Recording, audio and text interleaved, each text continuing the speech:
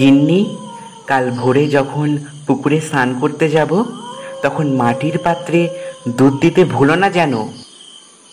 তুমি কি প্রতিদিন এমন করেই দুধ নিয়ে যাবে নাকি? যাব। তোমার আপত্তি আছে নাকি? বেশি না কথা বলে ঘুমিয়ে পড়ো তো দেখি, ঘুমিয়ে পড়ো।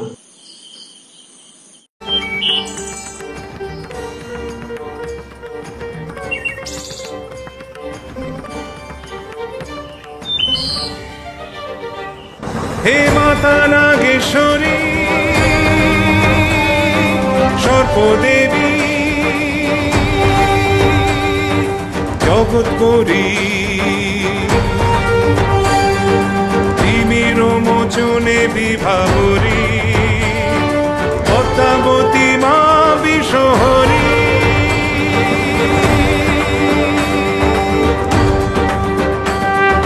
আরে আরে আরে, এ কি? মাটির পাত্রের চোখের মতো ওটা কি চকচক করছে? দেখি তো, দেখি তো।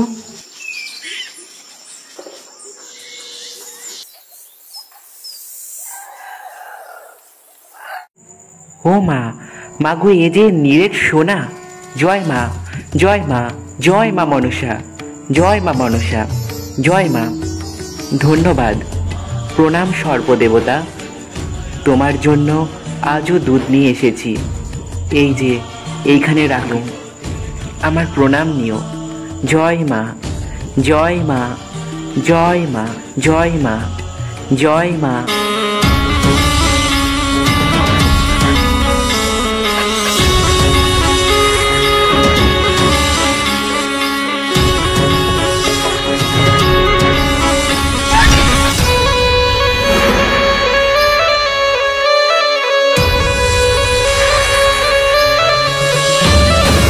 কি বলছো? দুধের বদলে সোনা? আহা, বদলে কখন বললাম? দুধ খেয়ে সন্তুষ্ট হয়ে সর্পদেবতা এই সোনা উপহার দিয়েছে। আমি না এবার থেকে প্রতিদিন এক পাত্র করে দুধ পাঠিয়ে দেব। এতদিন পরে তুমি একটা কাজের কাজ করেছো বাবা।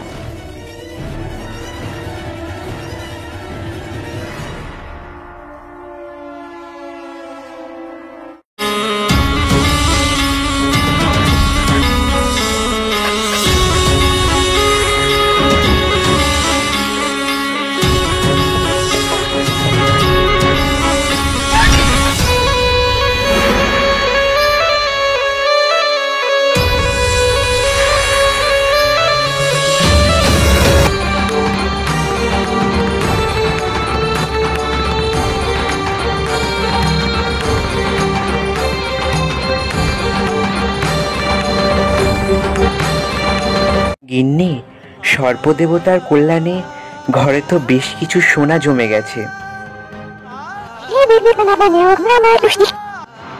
সে হবে ক্ষণ, তবে এই গায়ে কিছু বানাবো না, বেচবও না।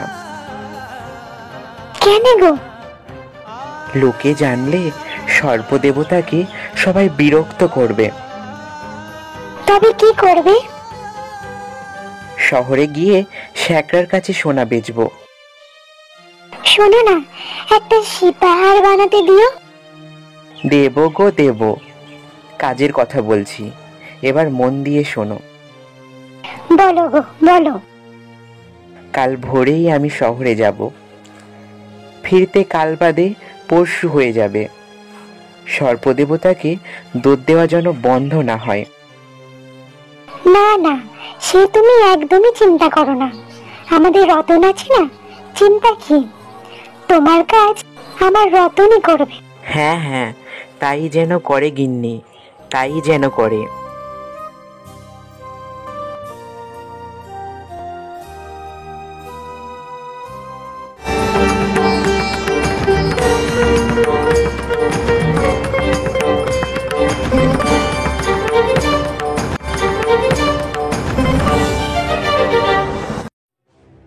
হ্যাঁ, আজও কালকের পাত্রে সোনা রাখা আছে। এত সোনা কোথায় থেকে পায় ওই সাপটা, কে জানে।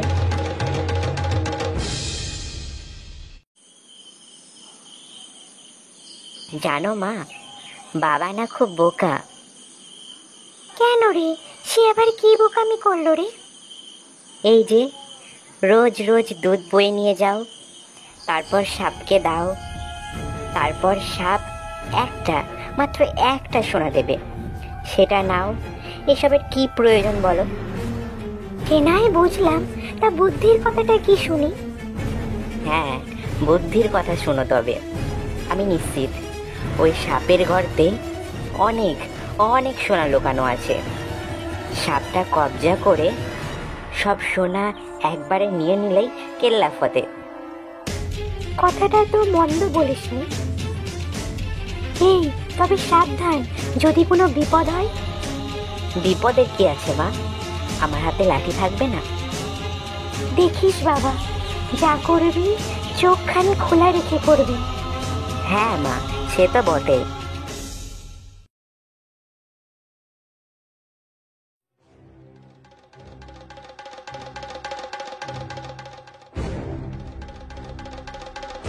সাপটা এক মনে দুধ খাচ্ছে, এই সুযোগ। যাই চুপি সারি এগিয়ে যাই।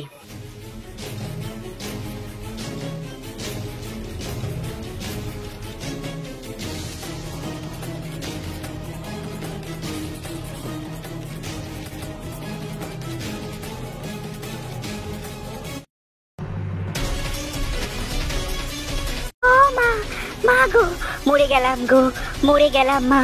কি বিষের জ্বালা, বাঁচাও বাঁচাও, কি বিষের জ্বালা, মরে গেলাম। রতনের গলা মনে হচ্ছে না? সর্বনাশ, সাপটা মনে হয় ছবল মেরেছে। যাই যাই, এগিয়ে যাই।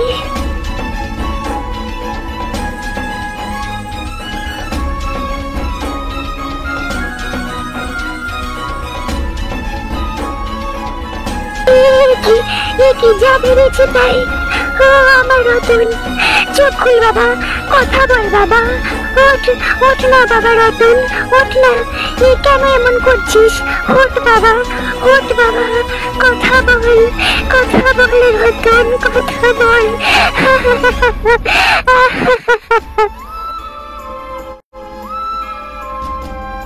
গিন্নি, ও গিন্নি, হ্যাঁ, এ কি আমার রতনের কি হয়েছে?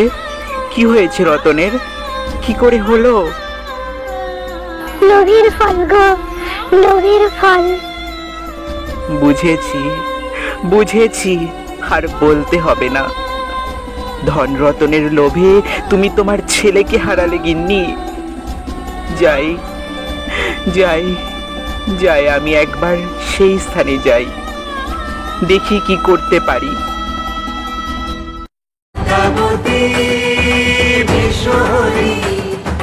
পদ্মাবতী বিশ্বহরি নাগ নাগেশ্বরী কাশ্যপ কন্যা আস্তিক মাতা দয়াময়ী জগৎগৌরী মনসা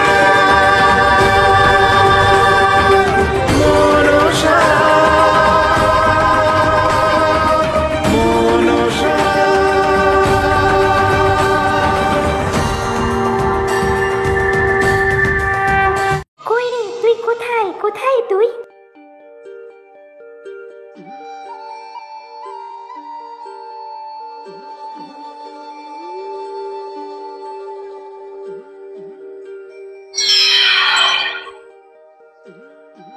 প্রণাম নাগমাতা, আমার জন্য কি আদেশ মাতা? জানি রতন তোর সাথে অন্যায় করেছে, কিন্তু আমার ভক্তের প্রার্থনা আমার মনকে বিচলিত করে তুলেছে। তুই আমার ভক্তের প্রার্থনা শোন, রতনের প্রাণ ফিরিয়ে দে। ঠিক আছে মাতা, আপনার নির্দেশ মতো আমি রতনের প্রাণ ফিরিয়ে দিতে যাচ্ছি।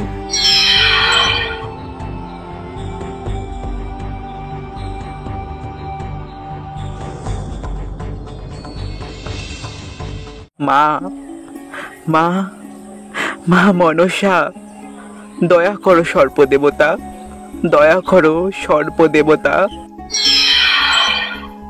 দয়া তো তোমাদের আমি করেছিলাম, কিন্তু তোমার ছেলে রতন উপকারের বদলে আমাকে লাঠি দিয়ে আঘাত করেছে। জানি সর্পদেব, অন্যায় করেছে সে, সে তার পাপের সাজাও পেরেছে, কিন্তু এতে আমার কোনো প্রলোচনা ছিল না সর্পদেব। জানি জানি তোমার মনের প্রাথমিক ভক্তি যে লোভে পরিণত হয়নি, এটা তুমি বলতে পারবে? সে কথা আমি অস্বীকার করতে পারবো না দেব, কিন্তু পুত্রের মৃত্যুতে আমার চোখ খুলে দিয়েছে। কিন্তু বুঝতে তুমি বড় দেরি করে ফেলেছ। বিশ্বাসে আঘাত পেলে আর কখনোই আগের বিশ্বাস ফিরে আসে না। আজকের পর তুমি আর আমার কখনো দেখা পাবে না। মনে মনে কষ্ট পেলে এই কথাটা আমাকে মেনে নিতে হবে। শুধু একটা অনুরোধ, আর কোনো ধনরত্ন আমি চাই না, শুধু শুধু আমার ছেলের পান ভিক্ষা চাই সর্পদেব। এই পাত্রে যেটুকু দুধ পড়ে আছে তা আমার উচ্ছিষ্ট। এই দুধ তুমি তোমার ছেলের মুখে দাও, তোমার ছেলে তাহলে প্রাণ ফিরে পাবে। তবে জীবনের প্রকৃত শিক্ষায় ওকে শিক্ষিত করে তোলো, তবে তোমার ছেলেই রতন প্রকৃত রত্ন হয়ে উঠবে। আমি অপ্রাণ চেষ্টা করব, ওর মনে শুভবোধ জাগ্রত করব। আপনাকে প্রণাম সর্পদেবতা, আপনাকে প্রণাম সর্পদেবতা।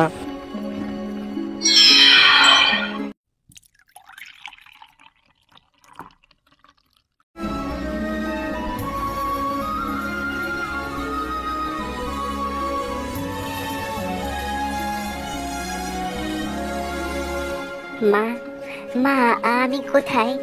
মা আমি কোথায়? আমার কি হয়েছিল মা? তোকে সব বলবো বাবা, তোকে সব বলবো। এবার তোকে মানুষ করে তুলবো। এবার আমি বুঝেছি জীবনে আসল রত্ন হলো প্রকৃত জ্ঞান, যা একটা মানুষকে লোভী নয়, হিংসুটে নয়, দয়াবান মানুষ করে তোলে। এরপর রতন সত্যি সত্যি রত্ন হয়ে ওঠে। বাকি জীবনটা মানুষের সেবায় নিয়োজিত থাকে। ছেলের সুমতি ফেরায় তার মা বাবা সুখে শান্তিতে থাকে।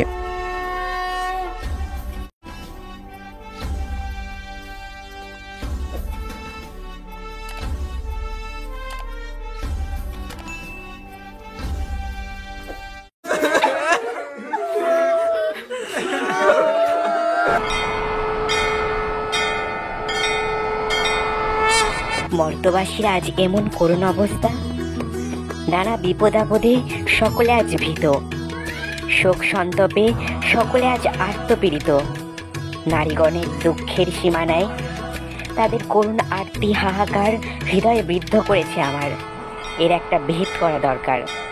আমি বরং ত্রিকালদর্শী মহাদেবের কাছে যাই, তিনি একমাত্র এই সমস্যার সমাধান করতে পারবে।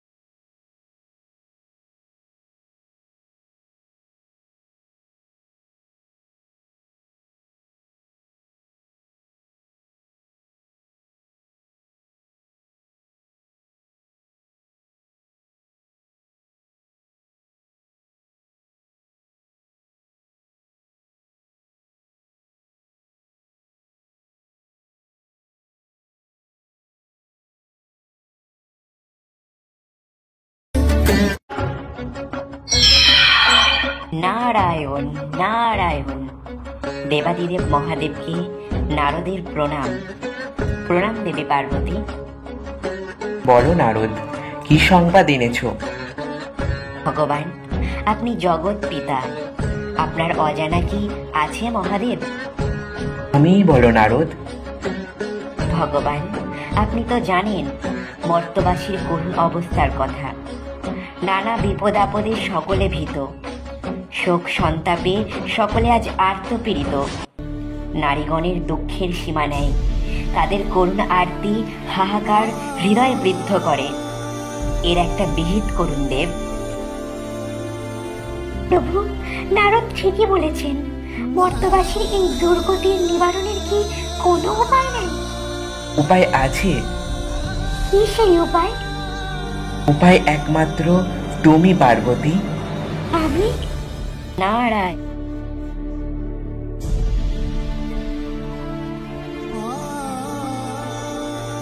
নারায়ণ নারায়ণ। সখী, তোমায় এত চিন্তিত মনে হচ্ছে কেন? কি হয়েছে সখী? পতিদেব আজকে আমাদের সখীর ডাকে সাড়া দেয়নি? তবে কি হয়েছে বলো তো?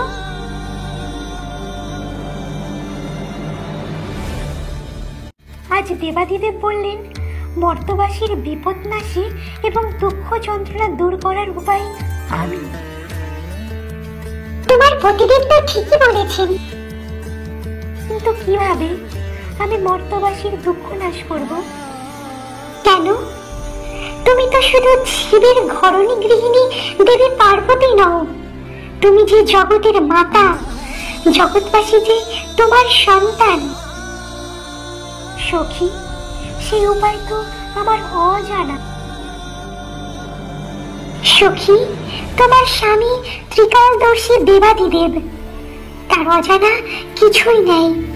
তিনি নিশ্চয়ই তোমায় পথ দর্শন করবেন। দেবাদিদেব যে কিছুই বলছেন না, আমি এক্ষুনি যাচ্ছি।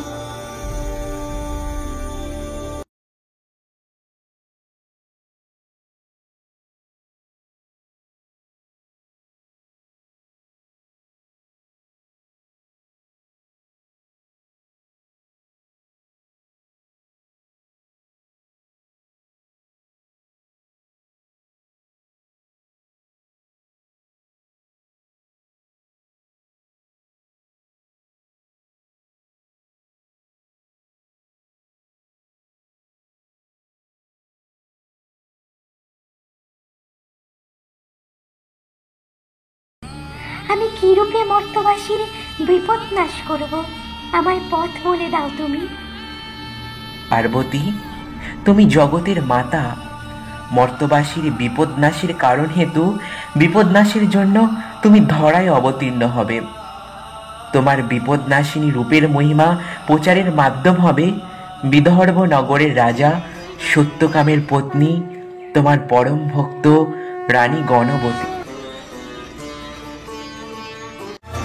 বিদর্ভ দেশে সত্যকাম নামে এক পরম ধার্মিক, দয়ালু ও প্রজাবাৎসল রাজা ছিলেন।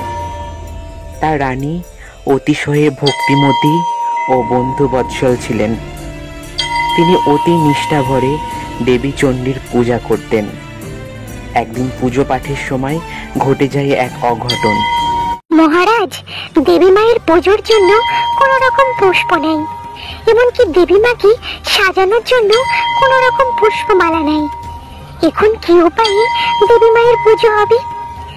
নিত্যদিনের পুজোর সময়ও চলে যাচ্ছে, কিছু একটা করুন মহারাজ। রানী, এ তো ঘোর অমঙ্গল। দেবী মায়ের পুজো কি করে সম্পূর্ণ হবে? পুষ্পমালা আছে গো, পুষ্পমালা। ভালো ভালো পুষ্প আছে, বিভিন্ন রঙের ফুল রয়েছে। কে নেবে গো ফুল? ফুল নেবে গো ফুল। পুষ্পমালা আছে গো, পুষ্পমালা। ভালো ভালো পুষ্প আছে, বিভিন্ন রঙের ফুল রয়েছে। কে নেবে গো ফুল? ফুল নেবে গো ফুল। ওই তো ফুল বিক্রেতা এসেছে মহারাজ, আপনি বরং ওই ফুল বিক্রেতাকে ডাকুন। এই, কে কোথায় আছিস? ওই ফুল বিক্রেতাকে রাজমন্দিরে নিয়ে আয়। মহারাজ, আমি তো এক মুচি, আপনাদের রাজমন্দিরে আমি কি প্রকারে প্রবেশ করতে পারি? শোনো ফুল বিক্রেতা, মানব ধর্ম হলো সবচেয়ে বড় ধর্ম, আর এই রাজমন্দিরটা হলো দেবী মায়ের। মা হলো জগৎ মাতা। এই মন্দিরে দেবী মায়ের কোনো সন্তানের প্রবেশ নিষিদ্ধ নয়। তুমি বরং দেবী মায়ের নিত্যদিনের ফুল দিয়ে যাবে। আজ্ঞে রানীমা। দিনে দিনে রানীর সাথে মুচিনির খুব সখ্যতা হয়েছিল। মুচিনিকে প্রায় ফল, খাবার দ্রব্য দিত। মুচিনি খুব গরিব। মুচিনির খুব ইচ্ছে রানীকে কিছু দেবার। রানীমা, আপনি তো প্রতিদিন কিছু না কিছু আমাকে উপহার দিয়ে থাকেন। আমারও খুব ইচ্ছে হয় আপনাকে কিছু দিই, কিন্তু আমরা যে খুব গরিব, আপনাকে উপহার দেওয়ার মতো আমাদের কাছে কিছুই নাই। ঠিক আছে সই, আমি একদিন তোমার কাছে থেকে কিছু চেয়ে নেব। এমনিভাবেই কেটে যায় বেশ কিছুদিন। সই, তোমরা তো গোমাংস রান্না করো, একদিন তা নিয়ে আসো না, দেখবো কেমন হয়। হ্যাঁ, গোমাংস? রানীমা, ঠিক আছে, আমি কালই নিয়ে আসবো। হ্যাঁ, অবশ্যই নিয়ে এসো।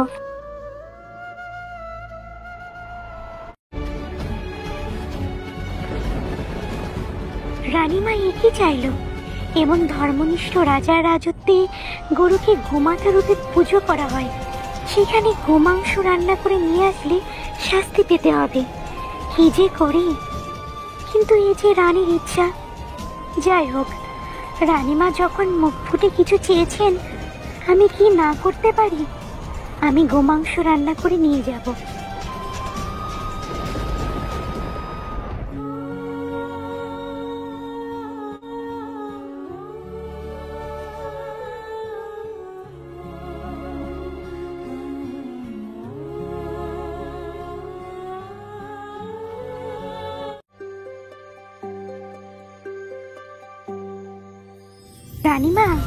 রানীমা, আপনার জন্য উপহার নিয়ে এসেছি।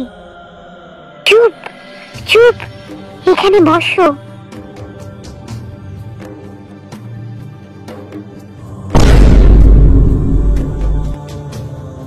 এটা কোথাও লুকিয়ে রেখে আসো।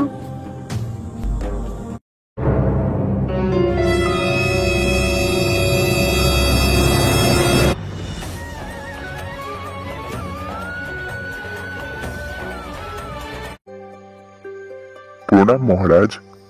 বলো অনুচর, কি সংবাদ নিয়ে এসেছো? মহারাজ, রাজমহলে গোমাংস এনেছে, যা কিনা মহারানীর মহলে রয়েছে। ওই মুচিনি মহারানীর মহলে গোমাংস নিয়ে এসেছে। কি? রানীর এত বড় স্পর্ধা?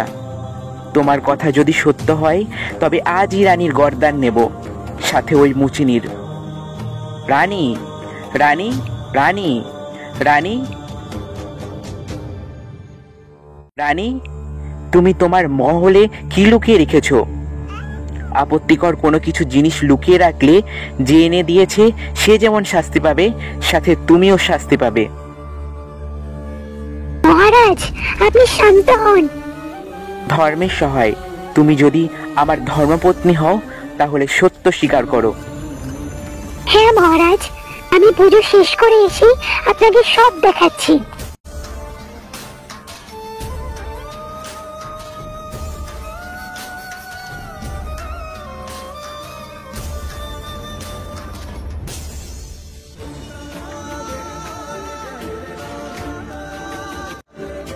হে ঈশ্বর, আমি এক বড় অপরাধ করে ফেলেছি।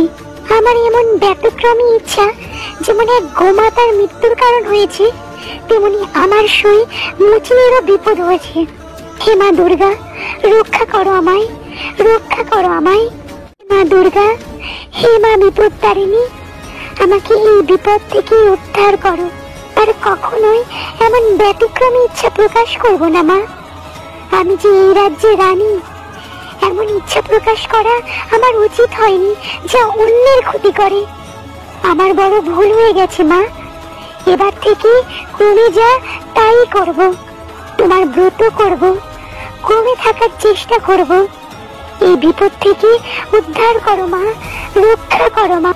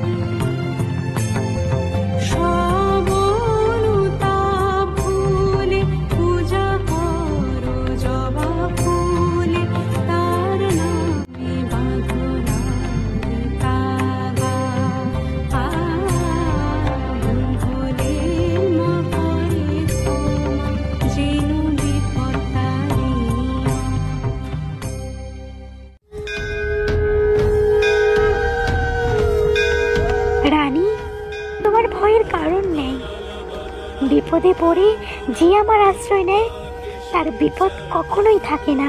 আমার ভক্তের অহিত করে এমন সাধ্য কার আছে? দেখো গিয়ে, আমার বরে সেই পাত্রের মাংস পুষ্পে পরিণত হয়েছে। রাজাকে ডেকে সেই পুষ্প উপহার দাও। রাজা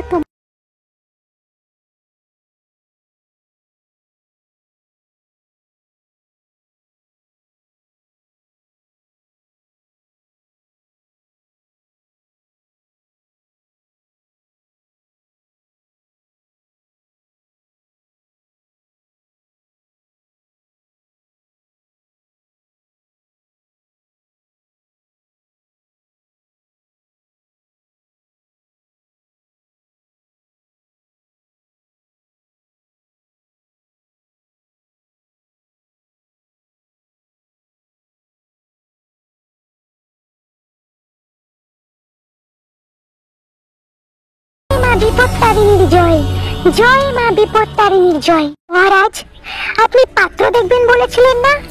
এই সেই পাত্র। কোথায় দেখি? এ কি? এ তো জবা ফুল, 13 রকমের ফল ফুল, 13 গাছা লাল সুতো, 13টা পান সুপারি। অনুচরের কথায় তোমায় আমি ভুল বুঝেছিলাম রানী, তুমি আমার ক্ষমা করো রানী। অনুচরকে আমি গরদান দেব।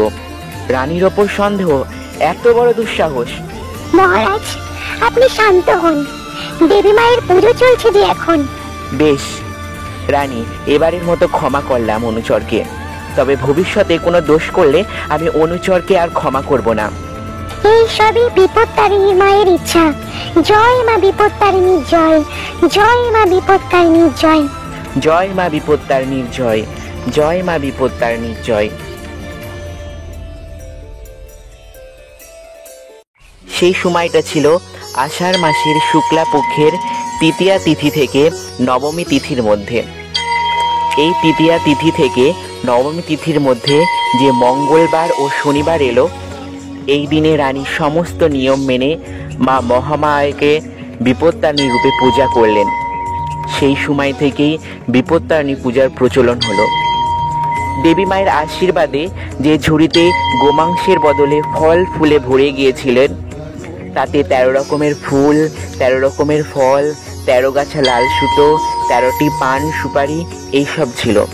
তাই বিপত্তারিণী পূজায় এই সামগ্রী লাগে। এই ব্রত পালন করলে মা তার ভক্তকে সমস্ত বিপদ থেকে রক্ষা করে। তাই সবাই মিলে বলো, জয় মা বিপত্তারিণীর জয়, জয় মা বিপত্তারিণীর জয়।